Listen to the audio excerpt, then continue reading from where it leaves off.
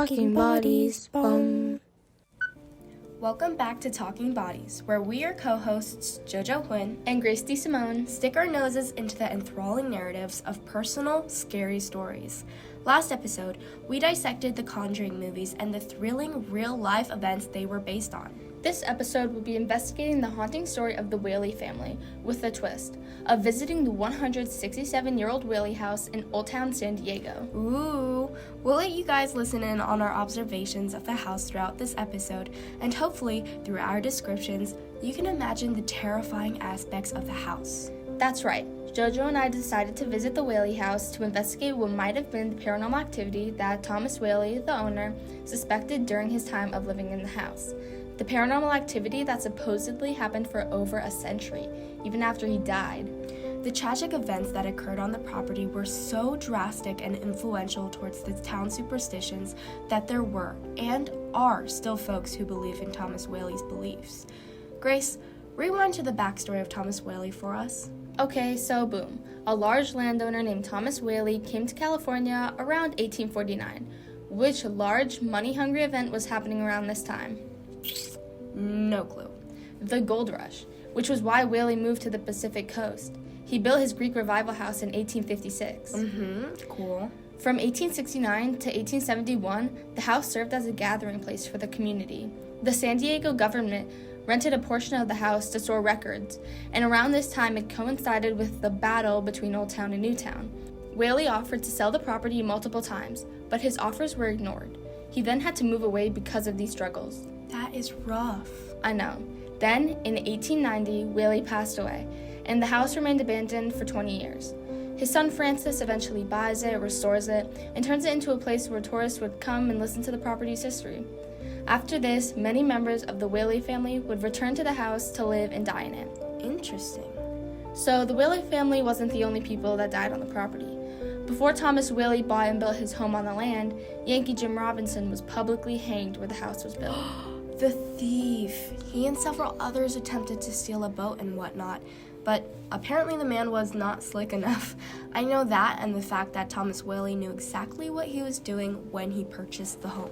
Ooh, talk to me. I mean that he knew that several others had been hanged on the side of his house and still went through with buying it. That's crazy. But, a house is a house. People come and go, die all the time. Well, I'd say Thomas Whaley's case was different. You guys, guess where he was during the hanging of Yankee Jim? We'll let you ponder for a second. Alright, that's enough time. Where was Whaley? Somewhere he shouldn't have been, I assume? He was in the audience of people who'd watched Yankee Jim get hanged. I'll be damned. The execution took all of 30 minutes because Jim was so tall that strangling him to death wasn't going to be a quick and easy way to go. His feet were still on the ground during the hanging. How tall was he? About 6'5". OMG. Yeah, maybe being short has its perks. I cannot believe Thomas Whaley saw Yankee Jim die right then and there in front of his eyes, and he still went on to buy the land. Now, I'm not sure if the Whaley family, besides Thomas himself, knew about the execution. Maybe that's why Thomas was the only said person in the family to have had superstitions about his home. Grace and I brought in one of the Whaley House experts, Oakley, during our visit to let us in on the observations that she believes Thomas Whaley might have suspected were paranormal activities happening on the property. So the main thing when they lived here is that they would tell the town that they heard heavy footsteps. Yeah. So they believed that they were haunted by Yankee Jim, who was the last man to be executed on the property. It really did help with the superstition. This is a superstition time period and a very superstitious town. And so everyone thought he was already risking a little bit by tempting fate, if you will, by buying the land and building his house on it. So them telling the town that they heard heavy footsteps definitely added to the mystique. Might also help draw people to his store. But he also witnessed the hanging of Yankee Jim, right? Yeah, okay, he was in attendance. Okay. He was the only Whaley in attendance at the time. Him and his wife were not married yet, and she was still back in New York. Okay. So he's the only account of the Whaleys that we have to go by. Have you observed anything yourself that has felt off about the house? Yeah, I think a lot of people at work here experience something or another. It can be as mild as just a case of the heebie-jeebies and feeling as if you're being watched or having that knowing feeling. There's a few mornings where I open the house and it just feels a little eerie, a little like I don't feel like I'm alone, but I know that I am. It never feels scary or evil. I've had a few experiences with sight where they've all been very fast and very vivid, but I can't debunk them. So what I'm gathering from Oakley's perspective is that she believes Thomas Whaley was influenced by the already superstitious town he lived in.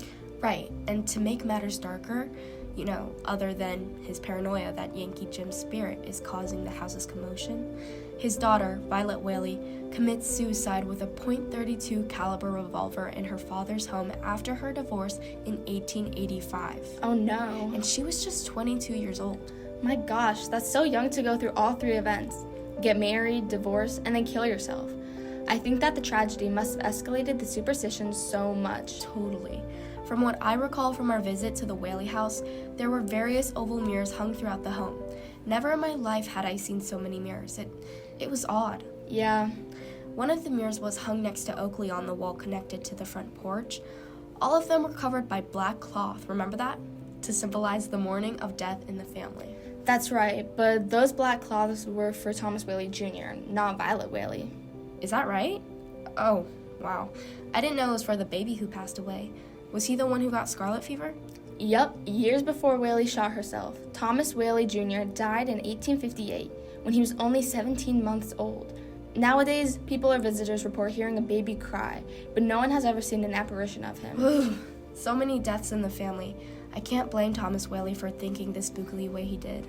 Can we circle back to Yankee Jim and the few others who'd been hung on the property? Yeah. Supposedly, it's said when someone is standing on the 9th stair that people might feel nauseous or a suffocating feeling. That must have been influenced by Thomas Whaley's wife, Anna Whaley, the almost cause of death incident when she was held at gunpoint on those stairs. While Thomas Whaley was somewhere on a business trip, a group of men threatened Anna Whaley for courthouse records next door. Or perhaps it was the suffocating tightrope sensation from Yankee Jim and the other people who'd been executed by the hanging. Whoa, that's a great point.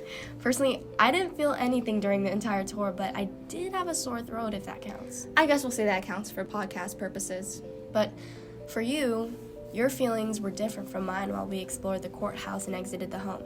Here's a recording of Grace and I walking away from the Whaley House. Okay, so the pit of my stomach hurts almost, if you know what I'm talking about. And when we walked into the courthouse, when I was walking in between the benches, it felt out of nowhere. You know how there was a girl in the video, she felt like there was a dumbbell on her chest. Mm-hmm. That's what it felt like. On where? Your chest? Yeah. Dang. Which room did you enter? The courtroom. Oh. Did you already say that? Maybe my attention span is a bit short. Yeah, Jojo. Okay, but when we first walked into the courthouse at the beginning of the tour, it was a bit hard to breathe for me. Yet, it was an entirely different atmosphere walking up the stairs. Especially since it's a bit more stuffy upstairs, I'm sure. It was probably the smell of old wood, if not the ghosts. That makes sense. After all, it is a 200-year-old house. Exactly, but I guess we'll never truly know how Thomas Whaley himself felt. I wonder if he felt the uneasy symptoms that visitors of the Whaley House claimed to have had. Through all the traumatic events and the loss of family, who could blame Thomas Whaley's superstitions? For all we know, well, we don't, but for all we know, those footsteps could have belonged to one of his many family members walking around the house. Well, I think we've left you guys with enough scaries for the time being. Until next time, this has been Talking Bodies. Jojo, stop doing that. Doing what?